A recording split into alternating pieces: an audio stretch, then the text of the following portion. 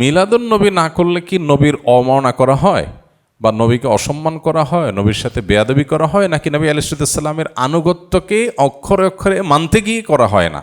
এখন আমি মিলাদুন্নবী উদযাপন করি, বলি, করি, এটাকে ভালো মনে করি। এখন এইটা একটা আমার কাছে ক্রাইটেরিয়া। আমি এটা দিয়ে বললাম মিলাদুন্নবী করেন, আপনি করেন না, নবীর দুশমন। নবী করিম সাল্লাল্লাহু আলাইহি সাল্লামের জন্মের দিন যদি পালন করতে আপনার মনে চায়, সেটা বছরে একদিন না, সেটা প্রত্যেক সপ্তাহে একদিন। কি বারে? সোমবারে। 93 বছরের একটা বছরও এমন পাওয়া যায় না যে বছরে একবার নবীজির জন্মদিবস তিনি নিজে অথবা তার কোনো খলিফা, কোনো সাহাবী পালন করেছেন। ভাইরা আমার, রবিউল আউয়াল হিজরি বর্ষের যে মাসগুলো আছে তার মধ্যে একটা মাস, এবং হিজরি বর্ষের তৃতীয় মাস এটি। রবিউল আউয়ালের এই মাসটি নবী করিম সাল্লাল্লাহু আলাইহি সাল্লামের ওয়াফাতের মাস, এবং অনেক ইতিহাসবিদদের মতে ভেলাদতের জন্ম লাভেরও মাস। যদি নবী আলাইহিস সালামের জন্মের তারিখ, অ্যাকচুয়াল টাইম, মাস, এটা নিয়ে অনেক মতপার্থক্য আছে। এখন কেউ বলতে পারেন মতপার্থক্য কেন আছে? কেন আছে তার কারণ হলো, সে যুগে মানুষ জন্মের তারিখ সংরক্ষণের ব্যাপারে এখন আমরা যতটা সিরিয়াস, বা আমরা যত জন্ম হলে সাথে সাথে তারিখ নোট করে ফেলি, তখনকার মানুষের মধ্যে এটার এত গুরুত্ব ছিল না। ওই সময় তো অনেক পরের কথা, 1450 বছর। এখন থেকে 50 বছর, 100 বছর আগেও যদি আমরা চলে যাই, 100 বছর যাওয়া লাগবে না, 20-30 বছর আগেও যদি চলে যাই, অনেকের দেখবেন যে আমাদের জন্মের তারিখে ঠিক নেই, মা বাপ খেয়াল করেন নাই। বাট এখন মানুষ অনেক অ্যালার্ট, গ্রামেও একদম তারিখ লিখে রাখে, কারণ জন্ম নিবন্ধন তো করতে হয়। তো আগে যত পিছনে যাবেন এটার তত গুরুত্ব ছিল না। নবী করিম সাল্লাল্লাহু আলাইহি সাল্লাম ব্যাপারটা হলো, তিনি যখন জন্মগ্রহণ করেছেন তখন আল্লাহর কিতাবে, আল্লাহর এলেমে তিনি নবী ছিলেন। মক্কার মানুষজন কি জানতো না। কুরাইশ বংশের অন্য 10টা বাচ্চার মতো একটা বাচ্চা জন্ম নিয়েছে বলে তারা মনে করেছে। এই যে একজন নবীর আগমন, এটা তো মানুষ টের পায়নি, কিন্তু যখন তার মৃত্যু হয়, দুনিয়া থেকে চলে যান, তখন তো দুনিয়া জানে তিনি নবী। এই জন্য মৃত্যু দিবসটা যেভাবে সংরক্ষিত, জন্মদিবসটা সেভাবে সংরক্ষিত না। সেটা যাই হোক, জন্মদিবস, মৃত্যু দিবস দুইটাই এই মাসে আমরা ধরেই নিলাম, রবিউল আউয়াল মাসে। তাহলে এই মাসের আমল কি? উত্তর হলো যে এই মাসের জন্য আলাদা করে স্পেশাল কোনো আমল নাই।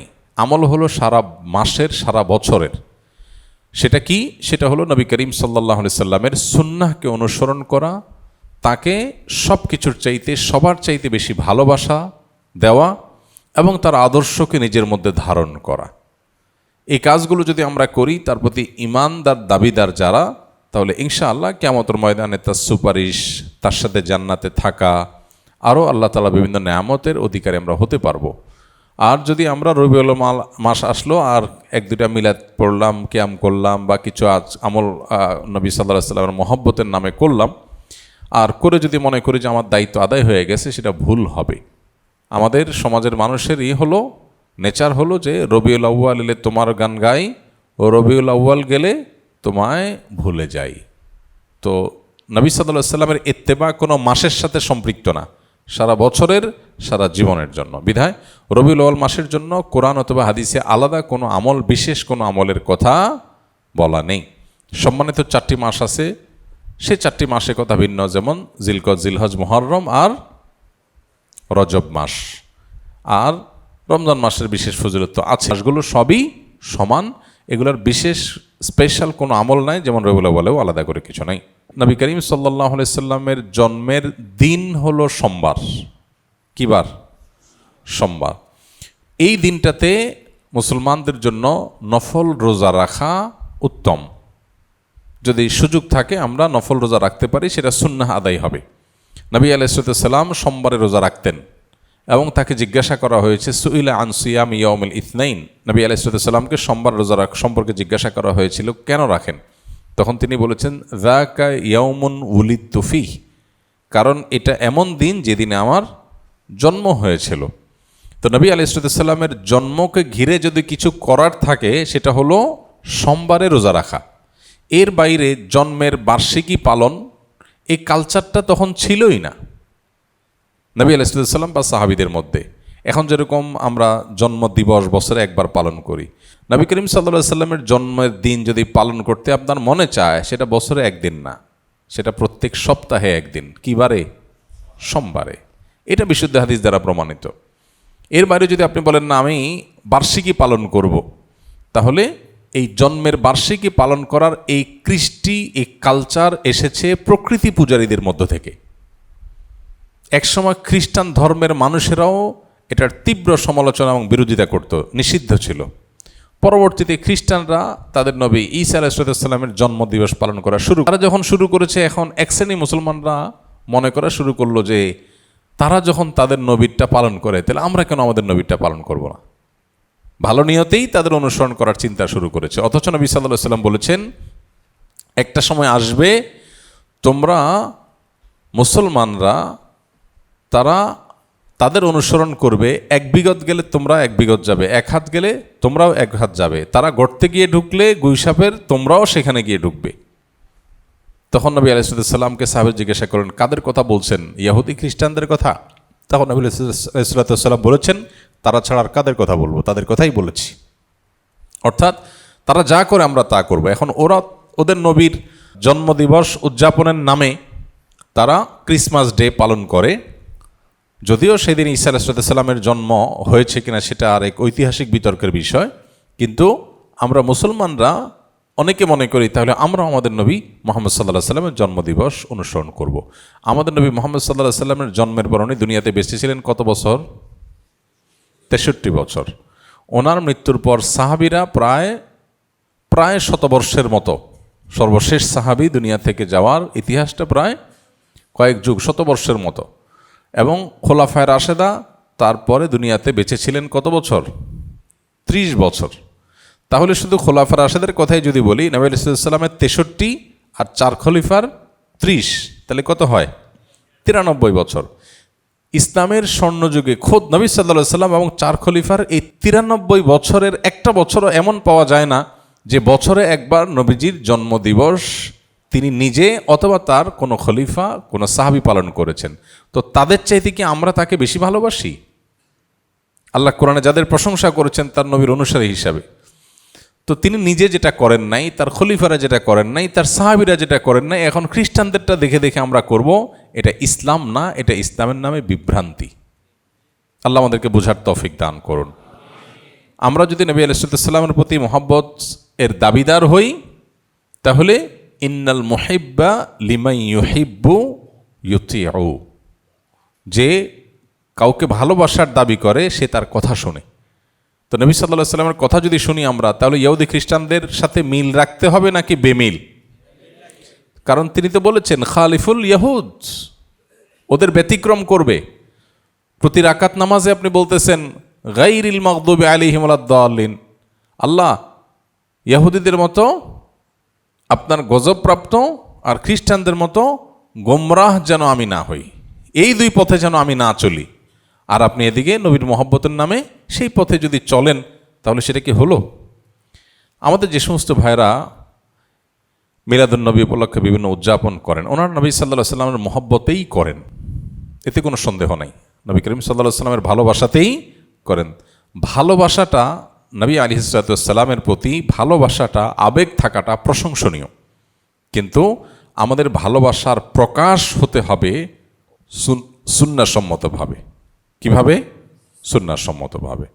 এখন অনেকে বলে যে ভাই ভালোবাসার কোনো প্রমাণ লাগে না, ভালোবাসার কোনো প্রমাণ লাগে না। তো ভালোবাসার কোনো প্রমাণ লাগে না, যা খুশি করা যাবে ভালোবেসে, এটা কথা হইল? তো কোরআনে আল্লাহ তাআলা বলেছেন, কুল ইন কুনতুম তুহিব্বুনাল্লাহ ফাত্তাবিউনি, হে রাসূল বলে দেন তোমরা যদি আল্লাহকে ভালোবাসো এটা দাবি করো, তাহলে আমার অনুসরণ করো, প্রমাণ করো। নবীর অনুসরণ করলে প্রমাণ হবে তুমি কাকে ভালোবাসছো? আল্লাহকে ভালোবাসছো। তাহলে ভালোবাসার প্রমাণ লাগে কি লাগে না? মুখে ভালোবাসার কথা বলে আপনাকে ভালোবাসি আমি, এর প্রমাণ কি? আমি আপনার সাথে 6 মাস কথা বলতেছি না, হইল? ভালোবাসলে তো আমি আপনার সাথে কথা বলবো, আপনার কথা শুনবো, তাই না? তো নবী করিম সাল্লাল্লাহু আলাইহি সাল্লাম আমাদেরকে কি বলেছেন, কি দিয়ে গেছেন? তিনি বলেছেন তারাকতু ফিকুম আমরাইন, তোমাদের মধ্যে 2টা জিনিস রেখে গেলাম, কিতাবাল্লাহ ও সুন্নাত রাসূলি, আল্লাহর কিতাব আর তার রাসূলের সুন্নাহ। এখন যদি আপনার এই কাজ যেটা নবী সাল্লাল্লাহু আলাইহি সাল্লামের মহব্বতে করতেছেন, এটা যদি কিতাবুল্লাহ থাকে করেন, অথবা রাসূলের জীবনে থাকে তাও করেন, এই দুইটার কোনোটা নাই, করবেন না। এটাই হলো দিন, এটা হলো ইসলাম।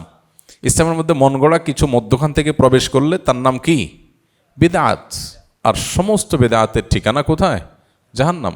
নবী করিম সাল্লাল্লাহু আলাইহি ওয়াসাল্লাম পরিষ্কারভাবে বলেছেন, ইয়াকুম ওয়া মুহদাসাতিল উমুর ফাইন্না কুল্লা মুহদাসাতিন বিদআহ ওয়া কুল্লা বিদআতিন দালালাহ ওয়া কুল্লা দালালাতিন ফিন্নার। সমস্ত বেদাতি গোমরাহি, আর সমস্ত গোমরাহির ঠিকানা জাহান্নাম। অনেকগুলো হাদিসে নবী সাল্লাল্লাহু আলাইহি ওয়াসাল্লাম আমাদেরকে সতর্ক করেছেন। এই জন্য আমাদের যে ভাইরা এই বিষয়গুলো উদযাপন করেন, ওনারা নবী সাল্লাল্লাহু আলাইহি ওয়াসাল্লামের মহব্বতই করেন, এবং সন্দেহাতীতভাবে এটা প্রশংসার বিষয় যে নবী সাল্লাল্লাহু আলাইহি ওয়াসাল্লামের মহব্বত আছে। কিন্তু মহব্বত অনুযায়ী কাজ করতে হবে, সুন্নাহর উপর আমল করার মধ্য দিয়ে। আল্লাহ আমাকে, আমাদের সব ভাই বোনদেরকে বুঝার তৌফিক দান করুন। এই বিষয়গুলো নিয়ে আমাদের মধ্যে যেন ইগোর কোনো বিষয় না হয়, যে এটা আমি একটা পক্ষ, সে একটা পক্ষ, পাল্টাপাল্টি, এটা যেন না হয়। আমি যেটাকে সুন্দর সঠিক মনে করি সেটা আমি বলবো বিনয়ের সাথে। আর অন্য কোনো ভাই যদি ভিন্ন কিছু করেন, তো তার প্রতি আমার মুসলিম ভাই হিসাবে আমার ভালোবাসা ঠিকই থাকবে, সিম্প্যাথি থাকবে যে আমার ভাই ভুল বুঝছেন। ডক্টর খন্দকার আবদুল্লাহ জাহাঙ্গীর রহমতুল্লাহ আলাইহি বলতেন, কোনো মানুষ যদি বেদাতে লিপ্ত হয় তো আমি তার উপরে জেদ করব না, ক্ষুব্ধ হব না, বরং আমার ভিতরে মায়া থাকবে যে আমার ভাই ভুল করছে। কিছুটা ক্ষুব্ধ, কিছুটা মনে কষ্ট হওয়া তো স্বাভাবিক, কিন্তু তাকে শত্রু বানাবো না। আমি মনে করব আমার ভাই ভুল করছে, আমার কষ্ট লাগবে। সো এই মানসিকতা যদি থাকে, তাহলে সমাজে ইনশাআল্লাহ আমরা সুন্দর থেকে সুন্দরতর সমাজ গড়ে তুলতে পারবো, এবং পারস্পরিক সৌহার্দ্য তৈরি হবে। ইসলামের নামে কাদা ছোড়াছড়ি অনলাইনে অফলাইনে খুবই দুর্ভাগ্যজনক বাস্তবতা। সবাই যার যার মতের সপক্ষে যুক্তি আলোচনা করতেই পারেন, কিন্তু অন্যের প্রতি শ্রদ্ধা থাকা দরকার একজন মুসলমান হিসাবে অন্তত। ঈদে মিলাদুন্নবী যারা বেদাত বলবে তারা নাকি কাফের হয়ে যাবে, তাদের বউ নাকি অটোতালাক হয়ে যাবে। মূলত যারা এই টাইপের কথা বলেন, ওনাদের মূল দাবিটা থাকে এরকম যে নবীর যদি কেউ দুশ্মন হয়, নবীর দুশ্মনী করে, নবী সাল্লাল্লাহু আলাইহি সাল্লামের প্রতি যদি কেউ গুস্তাখি করে, বেয়াদবি করে, অমর্ণাকার কিছু করে, তাহলে তো ঈমান চলে যাবে, ঈমান গেলে তো বউ তালাক হয়ে যাবে। এখন কথা হলো যে মিলাদুন নবী না করলে কি নবীর অবমাননা করা হয়, বা নবীকে অসম্মান করা হয়, নবীর সাথে বেয়াদবি করা হয়, নাকি নবী আলাইহিস সালামের আনুগত্যকে অক্ষরে অক্ষরে মানতে গিয়ে করা হয় না? তো নবী করিম সাল্লাল্লাহু আলাইহি সাল্লামকে আনুগত্য করতে গিয়ে যদি সে এটা থেকে বেঁচে থাকে, কারণ আয়েশা রাদিয়াল্লাহু তাআলা আনহা বলেছেন, মান আহদাসা ফি আমরিনা মা লাইসা মিনহু ফাহুয়া রাদ।